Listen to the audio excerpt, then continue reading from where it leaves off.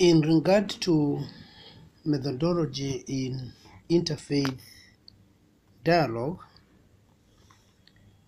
and particularly practicalizing the whole idea of interfaith dialogue and conflict resolutions,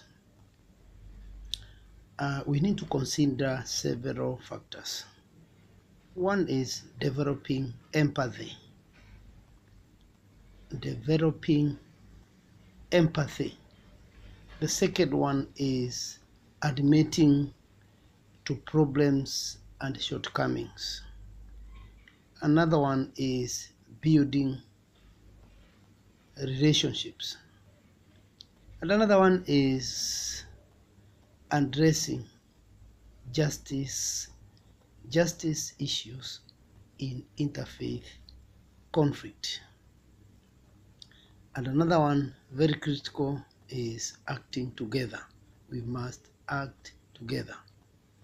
Of course, there are other methods, other training methods in interfaith dialogue that can be considered, including evaluation methodology, the 3 stages, impact of running at a personal level, and even taking action.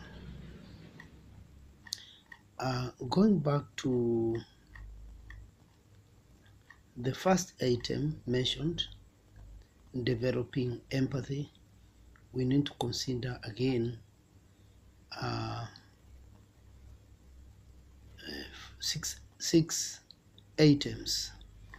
One item is emotional understanding. For interfaith dialogue, it can help faith communities better understand each other and their shared histories and religious experiences. With insights into each other's religious traditions, faith communities can build relationships that seek to develop common interests. As members of different religious traditions, and as they become more knowledgeable of each other, they forge important bonds for peacemaking. Hence, faith-based peacemaking entirely depends on strong relationships that are built on trust, that are built on empathy, that are built on care. Of course, the word empathy here means showing concern, listening, and all that. Another point in developing empathy to consider is building trust through empathy. At the very core of any trust building program, we must have empathy. Authentic trust cannot be built without convincing demonstrations of empathy emanating from both sides. For each community needs to be convinced that the other community genuinely feels its pain. That is what we call empathy, showing the other person that you genuinely feel with that other person. Another point is techniques for building empathy. Over time, practitioners have developed several effective techniques for building empathy. So there must be techniques for building empathy. Of course, some people say, oh yes, I hear you, go on, okay, they did this, oh, that is empathizing, to show you are feeling you are with that person in the hour of need. Maybe their houses were burnt down by the other team. If you're empathizing, you have to show you are listening and you are feeling with them. Hence, you are not just doing the work because maybe you are employed by a certain organization, Maybe an NGO is paying you and you just need their money, but you are there as a human being and you are feeling as they feel. Pain and joy, you are feeling it because you are human. The other one is role playing. Sometimes this can be achieved through role playing, having members of each community articulate perspectives and pain of members of the other community. Another one is sharing stories. That's also part of empathizing, sharing stories. Now, sharing stories is valuable to spend time on hearing and acknowledging corrective and individual injuries or walking through history. Some of the most effective interfaith dialogue processes focus on storytelling, that is, giving participants an opportunity to share their pains, their sufferings, and to be assured that their hearts are being taken seriously by the other side. For example, in his work in Bosnia and other parts of Balkans, David Steele has developed an effective methodology that builds on storytelling and having participants share their deep pain and fears.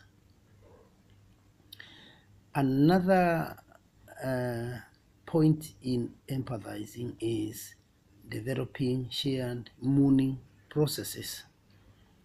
Now, it is valuable to develop shared mourning processes surrounding death, destruction, and injustice resulting from conflict between the participating communities, and this can aid forgiveness and reconciliation. So if you develop shared mourning process, you create a situation where people can forgive one another. Now, when a group of Palestinian Christians and Muslims approached a group of Israeli Jews at one time and said they wanted to jointly visit Auschwitz as a means of comprehending the Holocaust and feeling Jewish pain, it was a dramatic step toward reconciliation.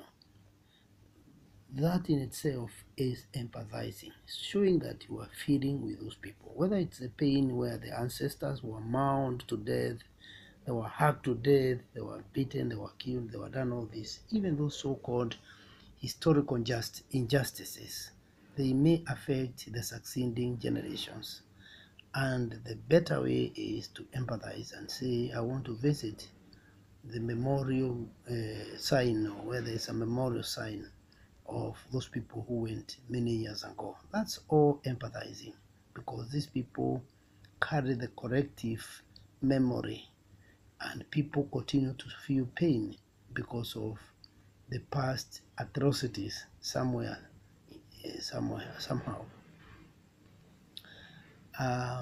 Again, on methodology in interfaith dialogue, another area to consider is the issue of admission of problems and shortcomings. And this admission of problems and shortcomings may come in through mutual apology and forgiveness. I hasten to say it is enormously valuable for persons of each community to hear members of the other communities confess the problems and shortcomings that they experience. Communication of humility and self-criticism can go a long way toward hearing, towards understanding, and toward mutual respect. This can take the form of each community admitting to and apologizing for past offenses, or for the fact that their community includes extremists who have committed violent acts. And this is a very important principle, the principle of mutual apology and forgiveness. And it's a principle that will be apparent in both the cases we are about to consider, the case of Nigeria, the case of Guatemala, or the Nigerian and Guatemalan cases or case studies that will be explored. Now, in the peace-building process in Plateau State in Nigeria, for example, the Christian participants made charges against the Muslims. The Muslim leaders responded by admitting that all the charges were true. Then they apologized and asked for forgiveness. Now, the Christian leaders then admitted their own failings and apologized to the Muslims. Apology and forgiveness can be powerful components of interfaith dialogue. Similarly, in Guatemala, concrete breakthroughs on the peace agreement only became possible after individuals from both sides found it within themselves to admit to failings, and then they sought forgiveness and were granted forgiveness by others. Now, something else to consider in the methodology in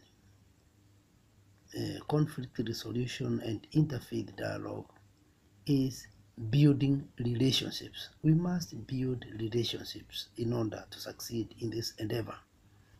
And building relationships is building friendship. Now, we need to engage individuals and communities. By individual, it means key actors within the community. Now, a central goal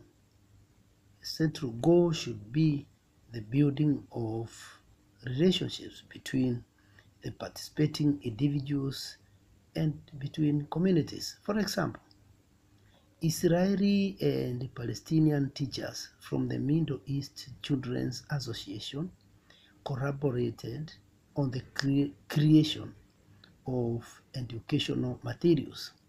Now, this goal can be served by addressing misperceptions and breaking down stereotypes that each group holds regarding the other.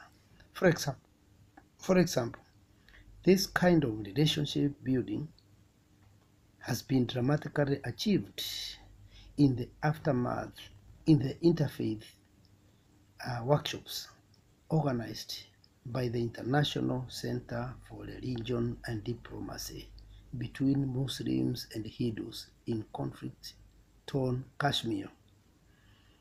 And the process should seek to achieve greater consensus about the truth relating to divisive issues. Total agreement on divisive issues is rare, but helping the participants to move away from extreme interpretations can be a significant achievement. In another example, the Middle East Teachers Association has been effective in helping Israeli and Palestinian educators to teach about divisive issues in a way that is not offensive to the other side. So that is another way of saying, in building relationships, we engage each other, we engage individuals, we engage communities. That is a very critical way in building a cohesive neighborliness, a cohesive interfaith dialogue, a cohesive society. Another critical thing to consider is addressing justice issues in interfaith conflict. And that calls for two things. First, testing new relationships. Second, address asymmetry in power relationships. Now, testing new relationships. let me say that the long-term goal of dialogue must go beyond building relationships to address the justice issues that may have provoked the conflict and the structural issues that have generated the grievances.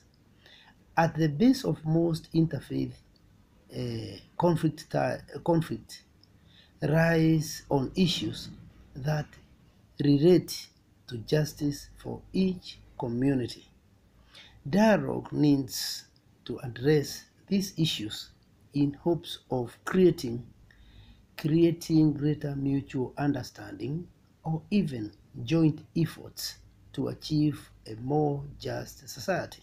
For example, a dialogue between Saudi Muslim scholars and American rabbis held at USIP was very effective in going beyond relationship building to addressing the divisive issues relating to peace and justice in the Middle East. Now, both sides presented their perspectives with force, but also with civility, and both sides left the dialogue with a deeper appreciation of why the other side adheres to its perspective. Participants even made some progress toward agreeing on some common strategies to achieve peace in the Middle East. And when USIP or USIP co-hosted a delegation of religious leaders from Iran, they discovered that the Iranians were more willing to discuss the issues that divide the US and Iran when these discussions were held in a religious context or at a place of worship, even if that place was a Christian or Jewish, than they were in a secular or political context. The other point to consider in addressing justice issues in interfaith conflict, as I noted, is address asymmetry in power relationship. Now, it is important to find ways to overcome the asymmetry in power relationships. This has been a severe problem in many dialogues. For example, interfaith dialogue between Israelis and Palestinians tends to be initiated and dominated by Israeli Jews and held in Jewish locations, which may alienate Palestinian Christians and Muslims. On the other hand, there are inspiring stories of Jews and Muslims who have found ways to overcome these power disparities and interact as equal interfaith partners. Another consideration is acting together in interfaith dialogue as a methodology. Now, this calls for from dialogue to tangible action. This calls us to move from just mere discussions, mere workshops, and now we take action, we move on. It is not necessary for every exercise in interfaith dialogue to result in action, but to the extent that peace building is an objective of the effort, participants should attempt to find tangible expression of the gains they have made in learning about the other, that is, developing empathy, building relationships, and addressing justice issues. Now, joint efforts might address long-standing community problems, such as attempts to improve public services. They might also include attempts to mitigate the effects of violence or to address root causes of violence. An example would be Jews in the Middle East helping to rebuild damaged mosques and Muslim cemeteries, and Muslims mourning Jews, those who were killed in political violence. When the two faith communities can come together to jointly adopt a justice agenda or jointly organize a service program, This is an effective means of improving interfaith relations and understanding while providing tangible benefits to each other. Now, when cross-border ties have been effectively forged, interfaith teams can be formed to enter situations of conflict and tension as peacemakers.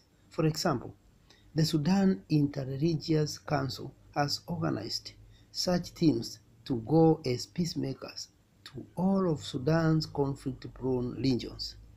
In other countries confronting religious tensions, there are plans to organize interfaith teams to engage in early warning and go on short notice when conflict breaks out to diffuse tension and work with the groups in conflict to resolve the issues or identify non-violent mechanisms to address them. Now, other methods in interfaith dialogue will include employing other approaches. Now, one of the main learning approaches that can be used by the facilitators is non-formal, in line with guiding principles of the Youth in Action program.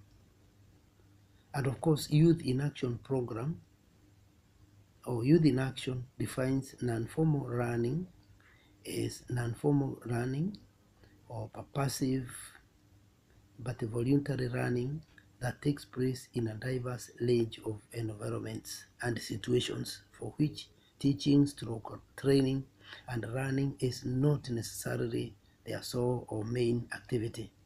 These environments and situations may be temporary, and the activities or courses that take place may be staffed by professional learning facilitators, such as youth trainers, or by volunteers, such as youth leaders.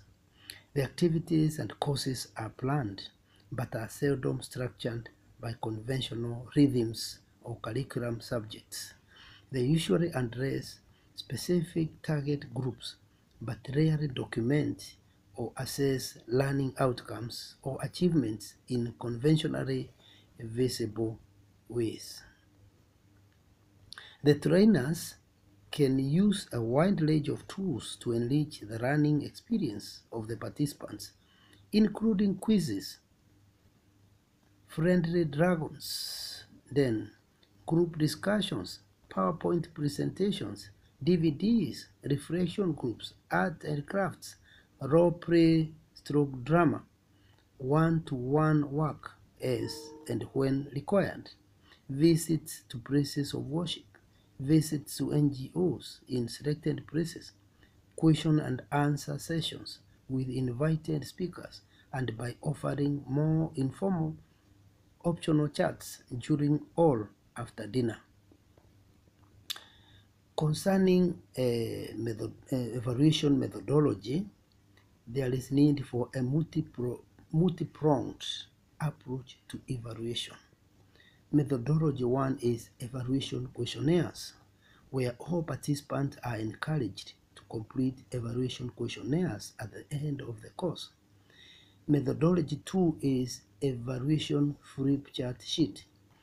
That is, a piece of flip chart paper can be placed on the wall of the training room through the duration of the course, and participants are encouraged to add to the paper anything they perceive as an outcome or thought that they had learned which they could use in the future.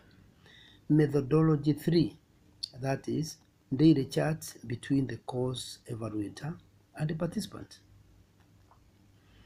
Now, participants were informed at the outset that they could approach the course evaluator at any time during lunch, coffee, dinner, breaks, to discuss any issues they wanted to raise regarding the course and any perceived outcomes for them.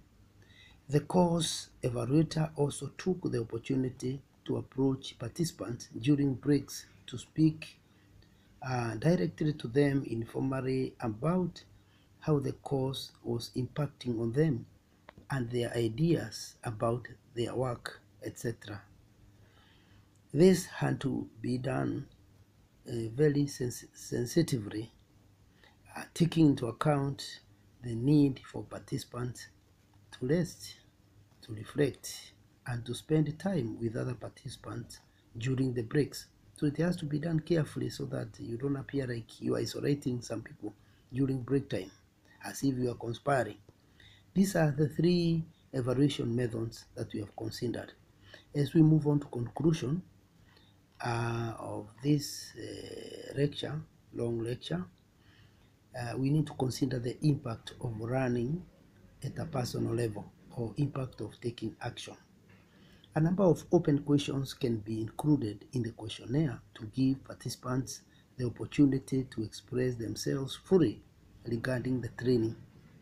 As an evaluator, as an evaluation method, this approach enhanced and added value, or adds value to the overall evaluation process and ultimately outcome of the research can be found.